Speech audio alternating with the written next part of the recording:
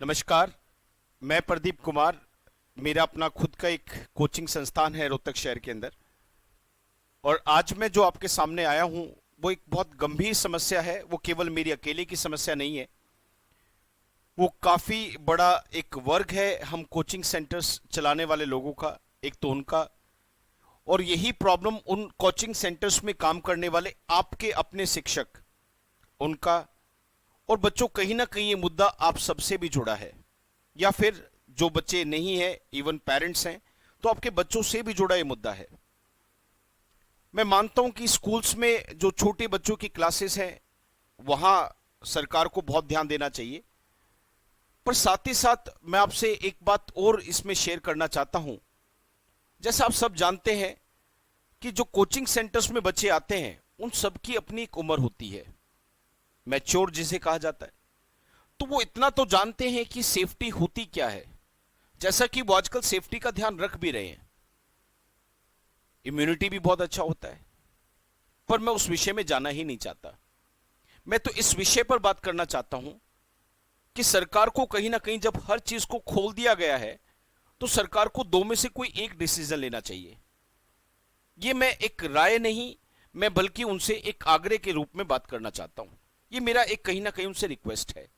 और मैं चाहता हूं कि मेरी इस रिक्वेस्ट को सरकार के उस डिपार्टमेंट या उन लोगों तक पहुंचाने में आप मेरी मदद जरूर करेंगे जहां से ये मुद्दा कंसर्न करता है, यानी कि जिनसे जुड़ा हुआ है। दो बातें इसमें मेरी सीधी सीधी से, मैं ज्यादा नहीं टाइम लूंगा, बस 1 मिनट के अंदर अपनी बात को समाप्त करता हूं। सबसे पहली बात, अगर सरकार को लगता है कि फिजिबल नहीं है, यानी कि पॉसिबल नहीं है कि वो क्लासेस को ऐसे मतलब अलाउ कर पाए, तो फिर प्लीज आप एक विषय पर ध्यान दीजिए सर, कि कोचिंग सेंटर्स का जो रेंट बना हुआ है कांस्टेंट जा रहा है, तो प्लीज इसके लिए भी कोई प्रावधान निकालिए सर।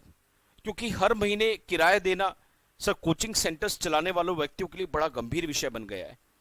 2-4 महीने तक तो ठीक था, पर जब वो लाखों का किराया लगातार बना हुआ है सभी सेंटर्स पे, तो वो एक बहुत समस्या का काम, मतलब अब बन चुकी है बहुत बड़ी समस्या। दूसरा, या फिर आप एक काम कीजिए सर, सरकार से विनती है हमारी दूसरी ये, कि आप हमें अलाउ करें कि हम अपने कोचिंग सेंटर्स को चलाएं। हाँ, जो आप टर्म्स एंड कंडीशंस रखेंगे उनका हम पूरा पूरा ध्यान रखेंगे। जैसे सोशल डिस्टेंसिंग है, मास्क है, सैनिटाइजर्स हैं, इन सभी चीजों का हम बहुत अच्छे से ध्यान रखेंगे। और हम कहीं ना कहीं बच्चे के भविष्य में जो योगदान दे रहे थे उसको बढ़ाने की कोशिश करना चाह रहे हैं। आप भी सब भली बातें जानते हैं बच्चे, क्योंकि मेरे से पिछले कुछ समय से, जैसे मैं व्हाट्सएप पे बच्चों से जुड़ा हूं, सोशल मीडिया पे बच्चों से जुड़ा हूं, तो वहां पे उनके कांस्टेंट एक ही क्वेश्चन रहते हैं कि सर घर पर पढ़ाई नहीं हो रही है, माहौल नहीं मिल पा रहा है।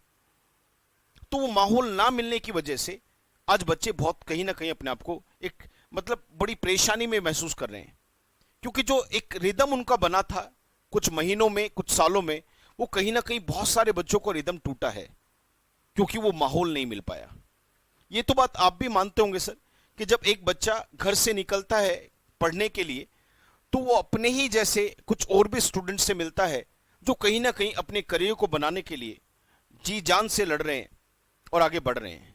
वहां उनसे जब वो मिलता है तो किताबों को लेके डिस्कशन होता है, पढ़ाई को लेके डिस्कशन होता है, क्या आया क्या नहीं आया, अपने डाउट्स को लेके बताना या डाउट्स को लेके पूछना, ये सारी चीजें जो चलती हैं उससे बच्चे में एक रिदम बनता है, एक जोश पैदा होता है आसपास के माहौल को देख के।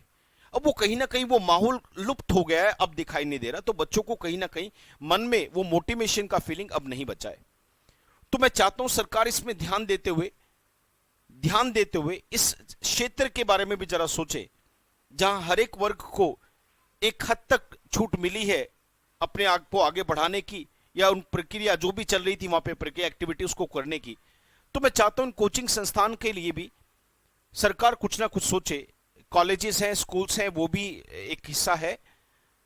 पर मैं कोचिंग पे ही क्यों बोला, क्योंकि मेरे क्षेत्र से जुड़ी बात थी। और दूसरी बात क्या थी कि यहां पर जो बच्चे आते हैं कोचिंग सेंटर्स में, वो सभी मैच्योर बच्चे होते हैं। 18 साल से उम्र की ज्यादा के बच्चे आते हैं, तो उनको समझ होती है कि क्या सोशल डिस्टेंसिंग होता है, मास्क का क्या फायदा है, सैनिटाइज करने का क्या फायदा है। तो ये विषय को ध्यान में रखते हुए सरकार प्लीज इसमें कोई कदम उठाए, ये मेरी अपील समझे, मेरी रिक्वेस्ट समझे। कुछ भी हो, पर सरकार तक ये बात पहुंचाने का आप कष्ट करें। इतना ही योगदान आपसे हम चाहते हैं। सच में अगर आपको मेरी आवाज में उन हजारों शिक्षकों की आवाज सुनाई दे तो इस बात को शेयर जरूर कीजिएगा। इसी के साथ नमस्कार, धन्यवाद, थैंक यू।